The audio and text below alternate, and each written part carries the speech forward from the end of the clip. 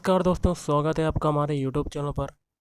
तो इस वीडियो में देखिए, बिहार पुलिस का आपका एग्ज़ाम जो है 7 तारीख को लगा हुआ है, 7 अगस्त को। उसके लिए एक्सपेक्टेड क्वेश्चन देखेंगे जो कि आपके एग्ज़ाम के लिए इम्पोर्टेंट हैं। वीडियो शुरू करने से पहले आप लोगों से एक बात कहूँगा, जो लोग नए हैं तो प्लीज़ चैनल को ज़रूर सब्सक्राइब कर लें। चलिए स्टार्ट करते हैं। तो गाइस, आज के सेशन में पहला क्वेश्चन है, सोपान कृषि किस राज्य में प्रचलित है? सोपान कृषि की बात करें तो ये उत्तराखंड राज्य में प्रचलित है। अगला, एशिया का सबसे बड़ा जलप्रपात कौन सा है? तो एशिया का सबसे बड़ा जलप्रपात की बात करें तो वो हो जाएगा चित्रकूट जलप्रपात। अगला, अमेरिका की खोज किसने की थी? अमेरिका की खोज की थी कोलंबस ने की थी। नेक्स्ट, प्रथम बौद्ध संगीति कहाँ पर हुई? प्रथम बौद्ध संगीति जो हुई थी वो हुई थी राजगृह आहूत में हुई थी। अगला है, रॉलेट एक्ट कब पारित किया गया? रॉलेट एक्ट जो है 18 मार्च 1919 को पारित किया गया था। नेक्स्ट है, दिन रात में कौन सा समास है? दिन रात में आपका समास होता है द्वंद्व समास। अगला है, ककोलत जलप्रपात कहाँ पर स्थित है? ककोलत जलप्रपात जो है वो नवादा जिले में स्थित है। नेक्स्ट है, प्लासी का युद्ध कब हुआ था? प्लासी का युद्ध हुआ था 23 जून 1757 को। अगला है, गंगा नदी को बांग्लादेश में कौन से नाम से जाना जाता है? तो पद्मा के नाम से जाना जाता है, पद्मा। अगला, उत्तर प्रदेश और बिहार की संयुक्त नदी घाटी परियोजना का नाम बताओ। तो ये हो जाएगा गंडक परियोजना। क्या हो जाएगा? गंडक परियोजना।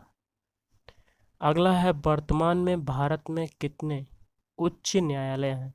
तो टोटल हो जाएंगे 25 उच्च न्यायालय। अगला है, नर्मदा बचाओ आंदोलन के प्रणेता का नाम बताओ। तो मेधा पाटकर हो जाएंगी, मेधा पाटकर। अगला है आपका, मैंग्रोव वन कौन से राज्य में पाए जाते हैं?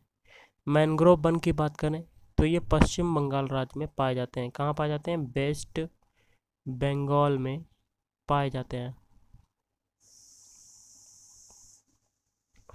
अगला है, चिपको आंदोलन के नेता का नाम बताओ। तो चिपको आंदोलन के नेता का नाम हो जाएगा सुंदरलाल बहुगुणा। अगला है, 2011 की जनगणना के अनुसार किस राज्य की सबसे न्यूनतम जनसंख्या घनत्व है? तो इसका आंसर हो जाएगा अरुणाचल प्रदेश। अगला, एजेंडा 21 का संबंध बताओ। तो एजेंडा 21 में क्या है? सतत विकास के संबंध में संयुक्त राष्ट्र की एक गैर बाध्यकारी कार्य योजना है। अगला, जिसको प्राप्त ना किया जा सके उसको क्या कहेंगे? उसको कहेंगे दुर्लभ।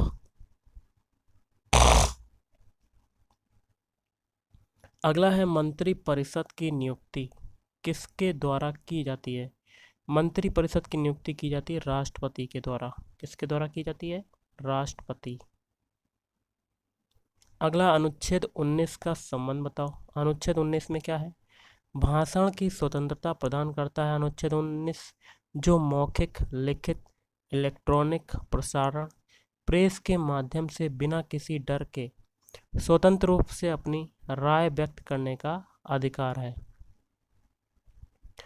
अगला है, वृद्ध गंगा के नाम से कौन सी नदी जानी जाती है? तो इस क्वेश्चन का आंसर हो जाएगा गोदावरी नदी को वृद्ध गंगा के नाम से भी जाना जाता है। अगला है, पत्थर का प्रयोग कौन से काल में किया जाता था? तो प्राग ऐतिहासिक काल में पत्थर का प्रयोग किया जाता था।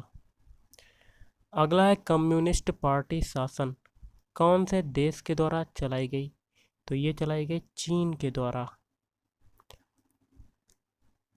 अगला है, सलाल विद्युत परियोजना कौन से राज्य में स्थित है? तो जम्मू कश्मीर राज्य में चिनाब नदी पर स्थापित एक जल विद्युत परियोजना है। अगला है तीसरा पृथ्वी सम्मेलन कब और कहाँ हुआ? तो रियो डी जेनेरियो, ब्राज़ील, 3 से 14 जून 1992। अगला है ध्वनि की चाल सबसे ज़्यादा किस में होती है? तो ये होती है ठोस में होती है, ठोस। अगला है राज्यसभा का कार्यकाल कितने वर्ष का होता है? तो टोटल 6 वर्ष का होता है राज्यसभा का कार्यकाल। नेक्स्ट है पटना उच्च न्यायालय की स्थापना कब की गई? तो वर्ष 1916 में की गई। अगला है the origin of species book के लेखक कौन है? तो चार्ल्स डार्विन। अगला है रासायनिक ऊर्जा को विद्युत ऊर्जा में कौन बदलता है?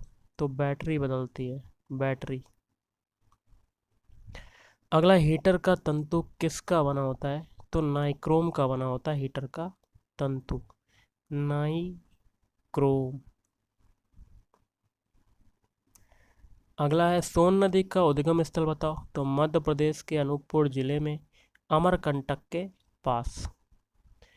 अगला है गन्ने का सबसे ज़्यादा उत्पादन कौन से देश में होता है?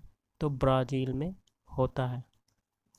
अगला है सुप्रीम कोर्ट में अधिकतम न्यायाधीशों की संख्या बताओ? तो टोटल 34 हो जाएगी। भाखड़ा नांगल परियोजना कौन सी नदी पर है? सतलुज नदी पर। तो गाइस आज के इस वीडियो में इतना ही। थैंक यू, धन्यवाद।